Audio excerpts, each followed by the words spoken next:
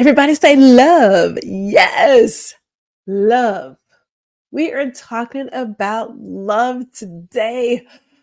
Oh, ladies, listen up.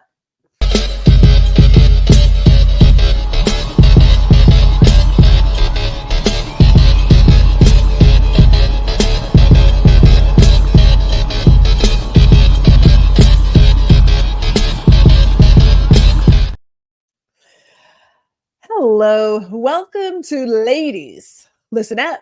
I am your host, Gwendolyn G.R. Houston Jack, and we are talking about love today. Yes, love. You know where I got that from? Mama RuPaul. I absolutely love the way he says, everybody say love. Everybody say love. We need more love. And not just for the world and those around us. We need more love for ourselves.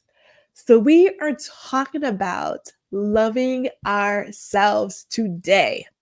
Now, let me go ahead and step back for a moment. Let me talk about RuPaul for a hot second because he's one of the people I really admire. Now, I had the beautiful chance of assisting RuPaul years ago, like 2000. It was the year 2000. Absolutely. I didn't wig out. I didn't freak out. He's very tall, beautiful man, beautiful woman. It's very tall. And I remember just trying to keep myself together. But I did. I kept myself together. I didn't even acknowledge that it was like, oh my God, you're RuPaul. I didn't do that. I treated him the way that he should be treated as if any other customer comes in the store. So didn't crowd him, just, help him with some things and what have you. But starstruck? Yes, starstruck. Now, RuPaul is a person that, you see him on TV and he is boisterous and full of life and just yummy. And also an introvert. I was like, well, that may be exactly why I love him the way I do, because you would think that that's his persona the entire time. But like myself, is nurturing, is welcoming, enjoys people. And then there's a limit. You're like, okay, I'm tapped out. I'm tapping. Uncle. I'm tapped out. Like I need to step away from it. So in my mind, RuPaul is wise beyond his years, crazy wise beyond his years. And when I think about some of his earlier work to where he is today, impressive, completely impressed. Like how could you not? But I don't know about you guys. I like RuPaul's Drag Race, but I liked a lot of the shows that RuPaul created. If I had the opportunity, because there was this one show, it was like a drag makeover show. They could so make me over. Like just I'm good for a 5-minute face. I don't really have much time for anything else beyond that, but But love the shows. But one of the phrases that has always stuck with me, and I share it every self-love day in February because it comes up. It's like, reminder. It is the phrase about loving yourself. And it says, if you can't love yourself, how in the hell you gonna love somebody else? Now, some of us thinks it's cliche. Some of us feel like everybody says you can't love anybody if you don't love yourself. That's just not really. I'm going to say that's real. It is real. That's just my own experience. My experience has taught me that in order for me to be able to love someone the way that they deserve to be loved, I have to be able to do that for myself. I have to. Because, like, how do you know what it looks like? if you yourself have never really experienced it. Now, I have been told that because I don't have any natural kids of my own, I don't understand how to love a child. I'm an auntie. I'm a mother through marriage, grandmother through marriage. I can tell you right now, those kids are very much a second part of me, hands down. Like, there is nothing I wouldn't do for them. Beyond going to jail, it's a limit. There's a limit. But there's nothing I wouldn't do for them. But loving them, showing them unconditional love, the same love that I have for myself, allowing them the space to be who they are, allowing them the room to show up as they see fit. Yeah, that's love. The same love that I show for myself.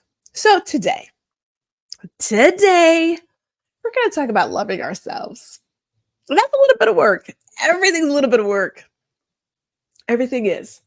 But this particular work, we may have to kick up a little bit of dust. Just a little bit of dust. Not too much. Just a little. So, you ready?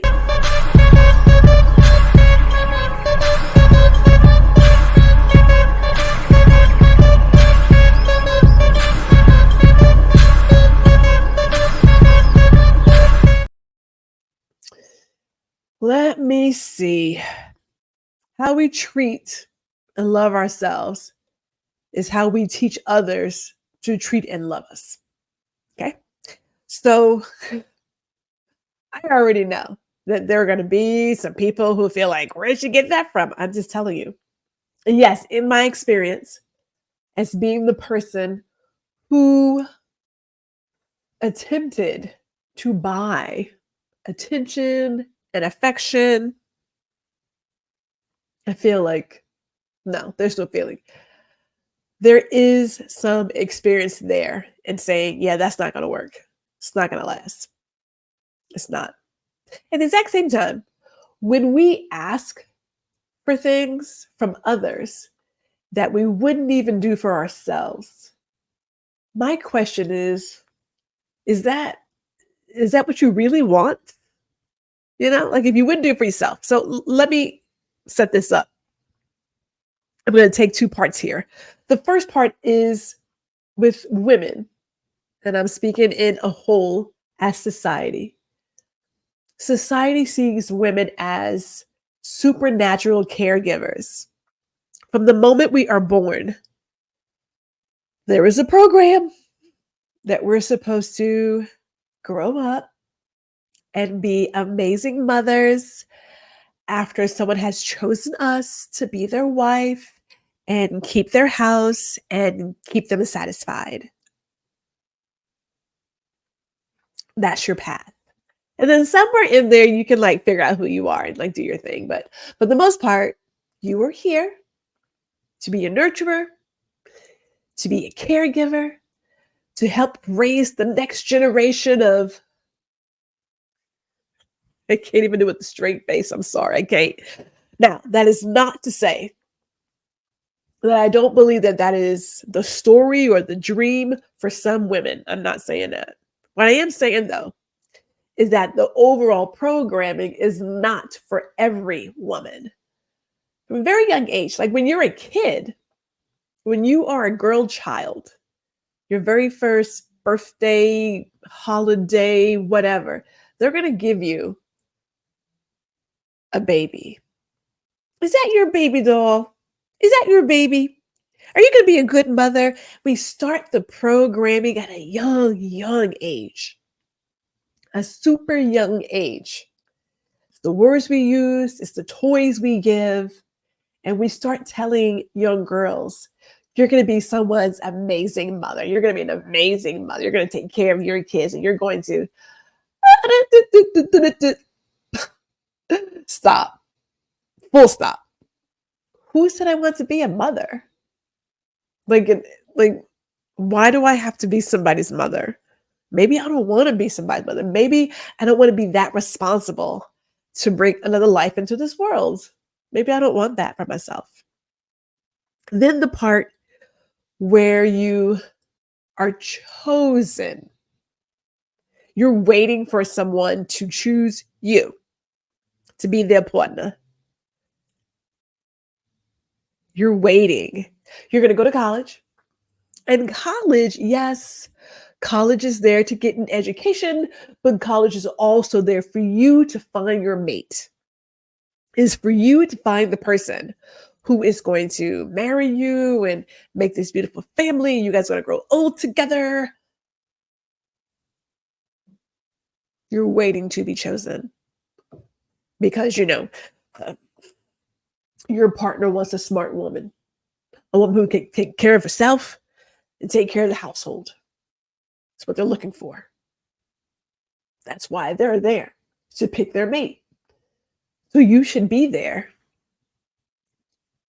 ready to be chosen. That's like the first story that society tells us on a consistent basis. Even when you're older, even when you're older, check the commercials, check the movies. They are showing women who are constantly giving to everybody else, constantly giving to everyone else. They never choose themselves. Like we can use Waiting to Exhale as a beautiful example, right? Waiting to Exhale. There she is doing her duty as a wife, going to another party she doesn't really want to go to, putting her aspirations and her dreams on the back burner so that her husband from college can get his career going so that she can raise their kids. And then he finds somebody else.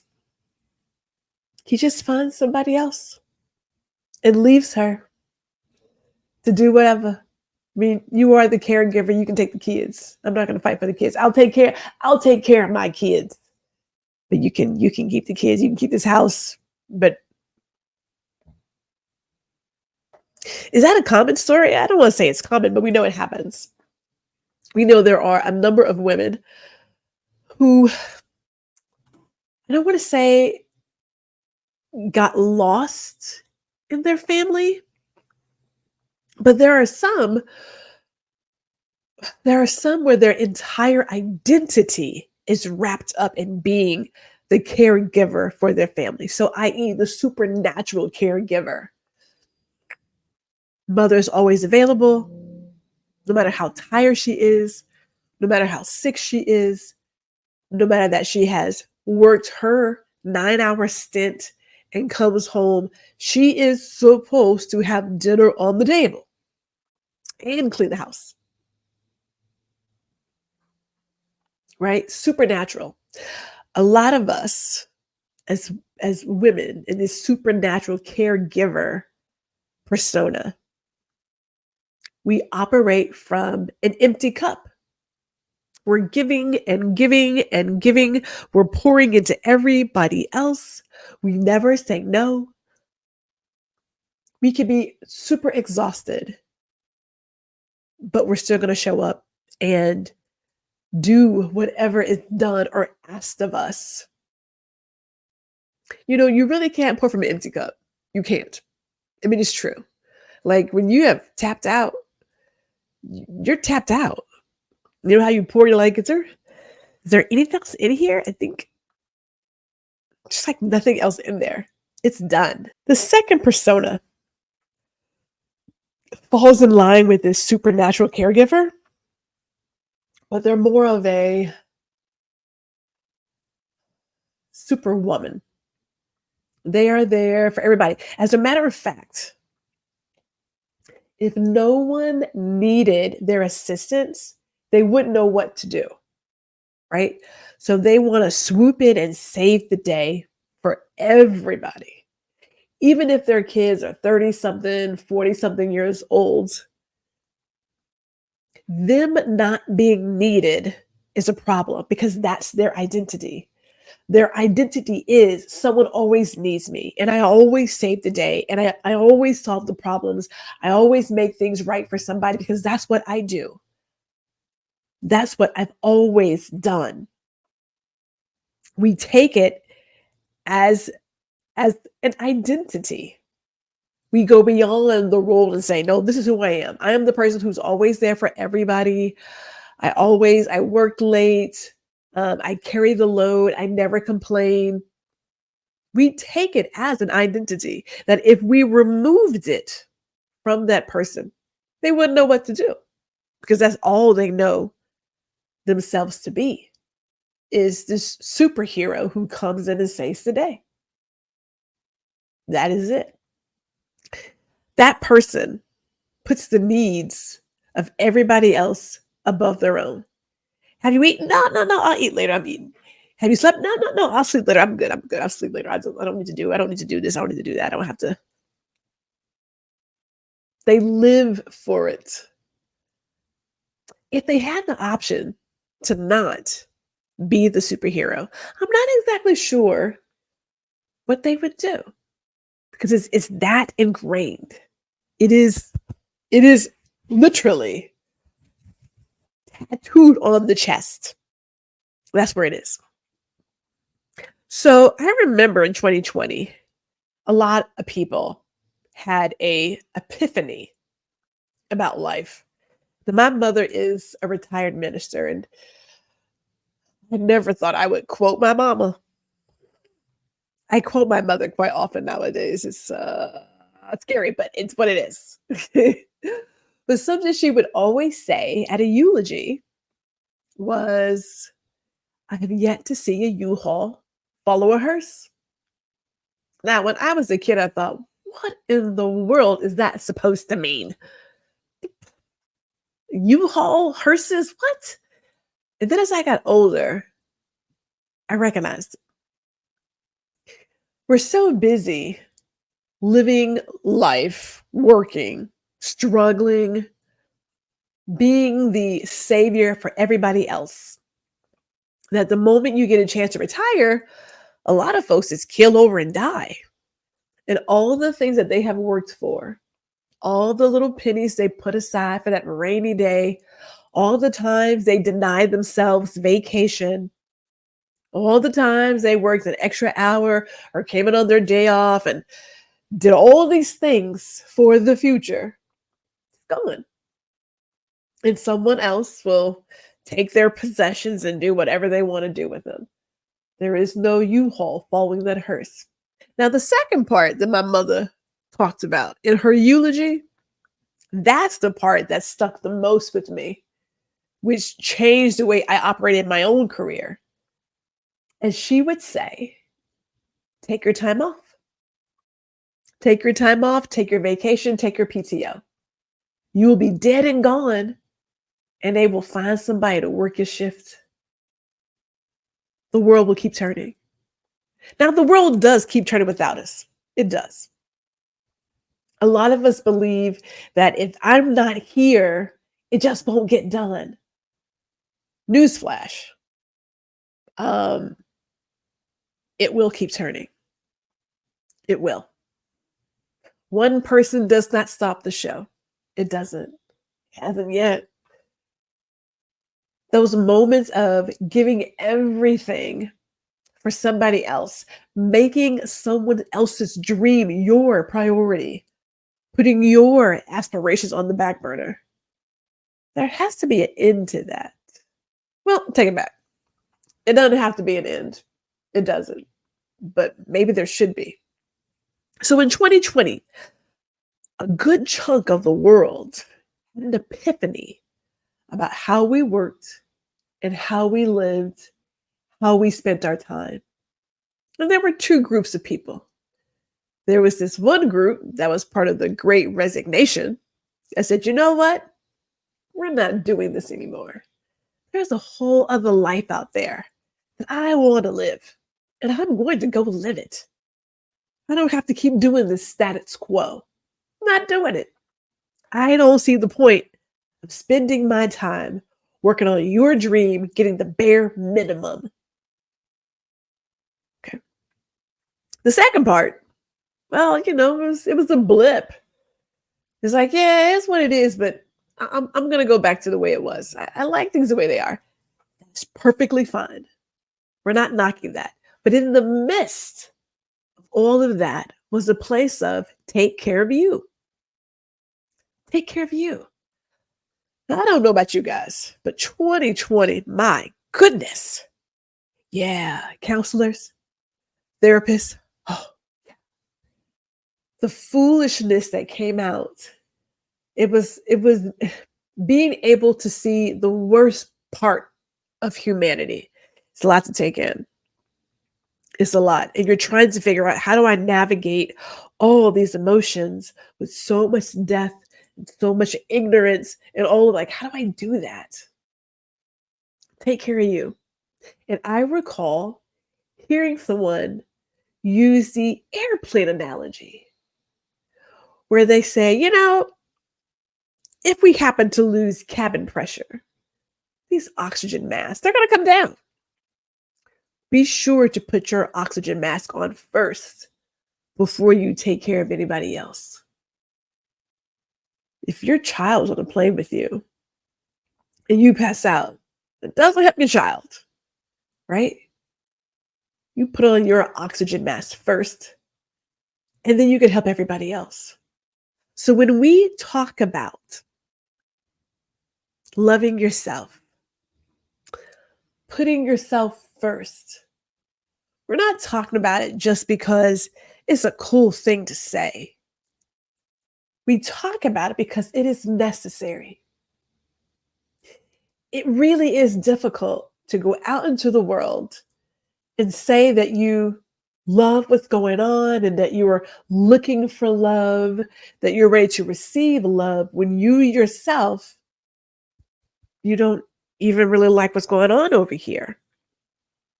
There is nothing worse than getting into a relationship with somebody who's not whole. I always say that your partner should complement you. Your partner should not complete you. Now, I hate using the word should because should is putting my own beliefs and biases on somebody else. You don't really want to go shoulding on people. You don't. However, there are some things that experience has taught us.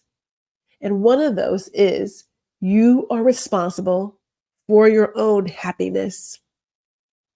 You are responsible for dictating how you were treated and how you are loved because it starts with you. People look at what you do for yourself to figure out how they should do the same. I buy myself flowers. I buy myself nice gifts throughout the year. I get myself great bottles of wine. I make time to meditate. I make time to sit outside in nature and count my blessings. I make time to write down what I'm grateful for on a daily basis. Because a lot of us, a number of us, are blessed beyond measure.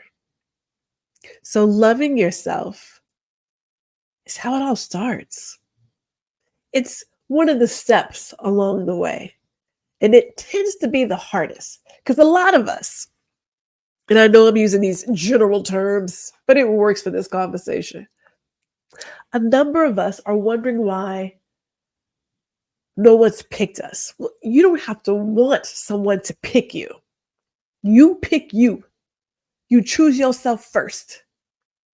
Because when you are literally living your best life and loving you for who you are, people are attracted to that energy. They're like, what's going on over there? What is that about? How is she just so, how is that even possible? Now, not only do people get mesmerized by it, there are some that hate it. There are some people that simply want to take your joy, put it in a cage, and smother you. You just want to kill it. Be aware of those people. But for you, you have to choose yourself first. And you have to start doing the work to really love yourself. So, are we ready to do the work?